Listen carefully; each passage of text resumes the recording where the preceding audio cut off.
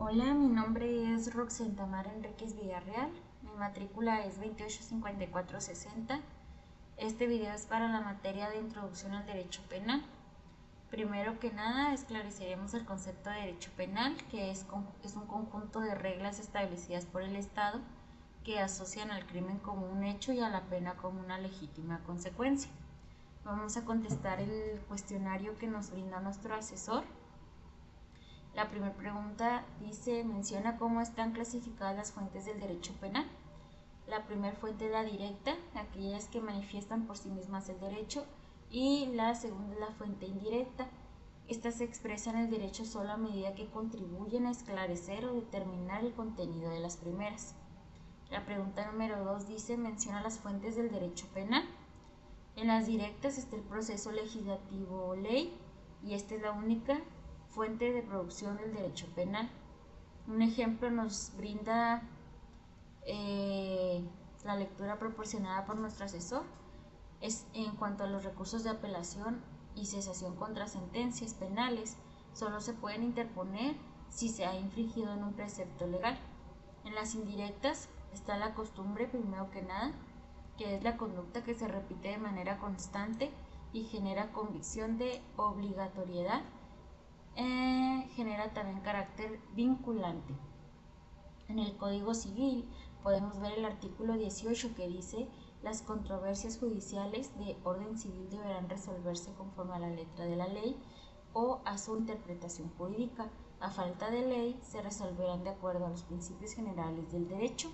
El uso o costumbre del lugar también se aplicarán en forma supletoria cuando la propia ley, la voluntad de las partes o las circunstancias del caso se los permitan. El artículo 13 también dice: contra la observación de la ley no puede alegarse ignorancia, desuso, costumbre o práctica en contrario. Bueno, aquí hay que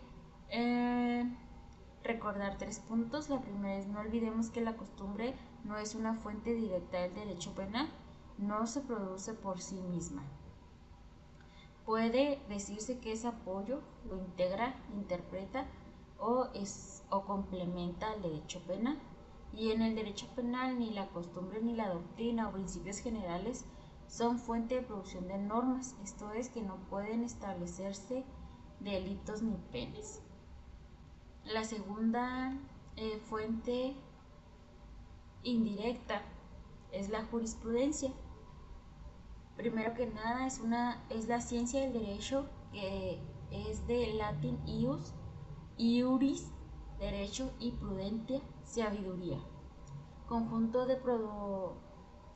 Es el conjunto de pronunciamientos de carácter judicial dictados por órganos judiciales y administrativos, y agregando a las sentencias dictadas en sentido concordante acerca de una determinada materia. Su función es complementadora y de apoyo a la interpretación. En ocasiones ha motivado la modificación de la ley penal a través de la reiteración de fallos en los que se plasma determinada aplicación del derecho penal o por contradicción. Dice que la jurisprudencia no vincula formalmente a los tribunales, sin embargo, los órganos judiciales mantienen una clara tendencia a seguir los criterios interpretativos de los órganos superiores, de modo que las líneas jurisprudenciales se mantienen durante años hasta que la evolución social y doctrinal propicie su modificación. La tercera fuente del derecho penal, que es la tercera fuente indirecta del derecho penal, es la doctrina. Esta dice que se entiende como el derecho científico o el conjunto de juicios emitidos por los juristas en su tarea de encontrar la verdad jurídica, no solo al abordar los problemas concretos, sino también cuando realizan la exposición sistemática del derecho y emprenden la crítica del sistema penal mismo. La doctrina no es obligatoria para los jueces, dado que no es fuente formal, sin embargo es un valioso auxiliar en la actividad del juzgador, y gracias a los diversos modelos de construcción dogmática se posibilita la elaboración del sistema de un determinado derecho. La última Fuente indirecta del derecho penal son los principios generales del derecho. Esta dice que son las máximas jurídicas o ideas fundamentales e informadoras de la organización jurídica. Desempeñan también una función en la aplicación del derecho penal, aunque no puedan tener carácter de fuente directa del mismo. Bueno, la siguiente pregunta que nos proporciona el asesor dice: menciona y explica las características de la ley penal.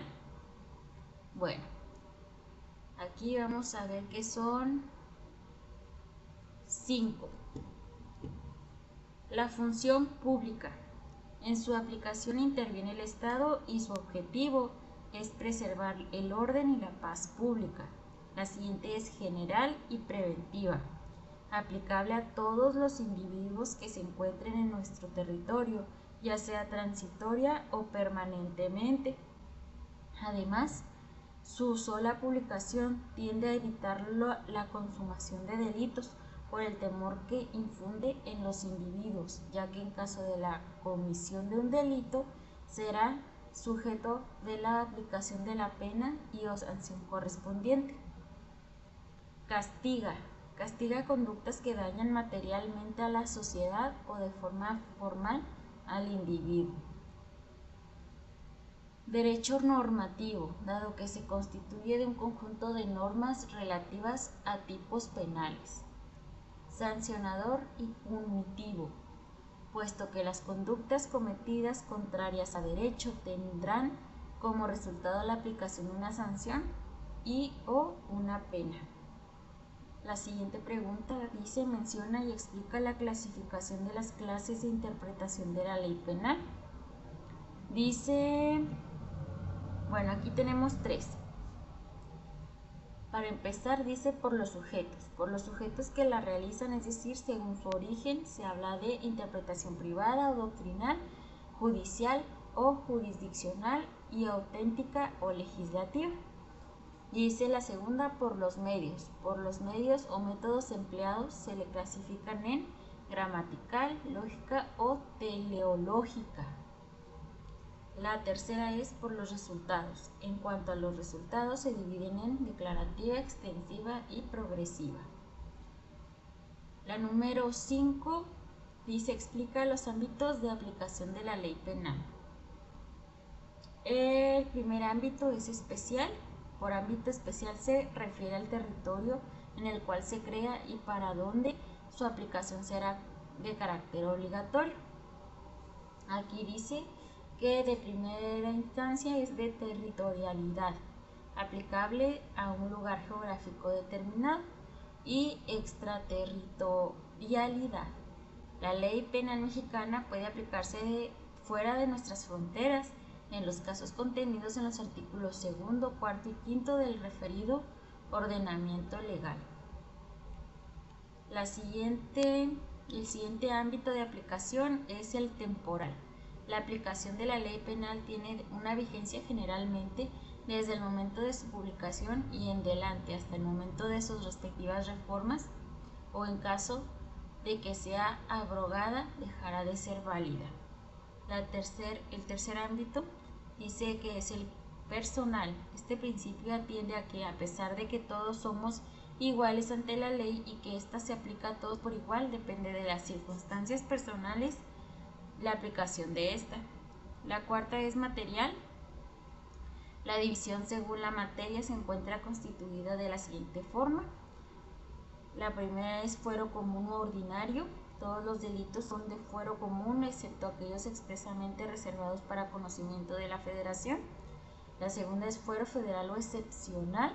Comprende los delitos que afecten a la Federación de manera o de modo directo, delitos que se encuentran citados en el artículo 50 de la Ley Orgánica del Poder Judicial de la Federación. Y fuero militar o castrense. Tanto el Ejército como las Fuerzas Armadas del país se rigen por la legislación especial. La facultad para regirse por sus propias leyes se encuentran reconocidas en los artículos 10 y 13 de la Constitución Política de los Estados Unidos Mexicanos. La siguiente pregunta que nos hace el asesor es: menciona el artículo en el cual se encuentra definido el principio de legalidad de nuestra Constitución. Bueno, aquí me costó un poquito de trabajo encontrarlo, pero llegué a la conclusión de que era el artículo 14 de la Constitución mexicana de los Estados Unidos, la Constitución de los Estados Unidos mexicanos. El artículo 14 dice: a ninguna ley se dará efecto retroactivo en prejuicio de persona alguna.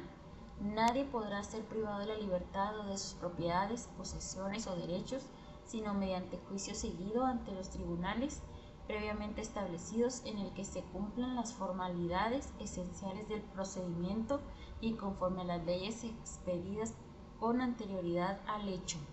En los juicios del orden criminal queda prohibido imponer, por simple analogía y aun por mayoría de razón, pena alguna que no esté decretada por una ley exactamente aplicable al delito de que se trata. En los juicios del orden civil, la sentencia definitiva deberá ser conforme a la letra o a la interpretación jurídica de la ley, y a falta de ésta se fundará en los principios generales del derecho. La siguiente pregunta dice: menciona el ordenamiento legal donde se fundamentan los delitos federales, es decir, donde dice sobre qué se conocerán los jueces federales. Bueno, dice que mencionemos el ordenamiento legal donde se fundamentan los delitos. Yo digo que es el Código Penal Federal. Aquí, en una de las diapositivas que nos brindó el asesor, dice que el fuero federal o excepcional comprende los delitos que afectan a la federación de manera o de modo directo, delitos que se encuentran citados en el artículo 50 de la Ley Orgánica del Poder Judicial de la Federación. La siguiente pregunta es: cita el fundamento legal del derecho militar. Dice aquí que son los artículos 10 y 13 de la Constitución Política de los Estados Unidos Mexicanos. El artículo 10 dice: los habitantes de los Estados Unidos Mexicanos tienen derecho a poseer armas en su domicilio para su seguridad y legítima defensa, con excepción de las prohibidas por la ley federal y de las reservadas por el uso exclusivo de la Fuerza Armada Permanente y los cuerpos de reserva. La ley federal determinará los casos, condiciones, requisitos y lugares en que se podrá autorizar a los habitantes la portación de armas. El artículo 13 dice: nadie puede ser juzgado por leyes privativas ni por tribunales especiales. Ninguna persona o corporación puede tener fuero ni gozar más emolumentos que los que sean compensación de servicios públicos y estén fijados por la ley. Subsiste el fuero de guerra para los delitos y faltas contra la disciplina militar, pero los tribunales militares en ningún caso y por ningún motivo podrán extender su jurisdicción sobre personas que no pertenezcan al ejército, cuando en un delito o falta de orden militar estuviese complicado. Un paisano o implicado conocerá del caso de autoridad civil que corresponda.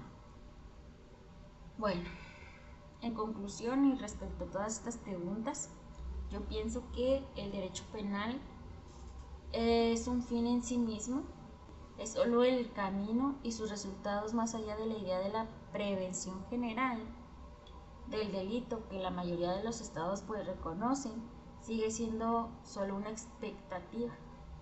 De todos modos, el delito es un fenómeno constante y de transformación permanente.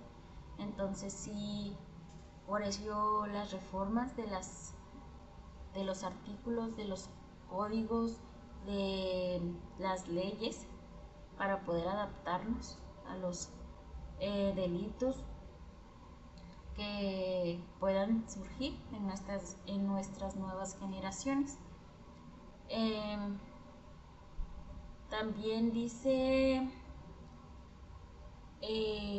aquí lo que yo escribí para seguir mi guión.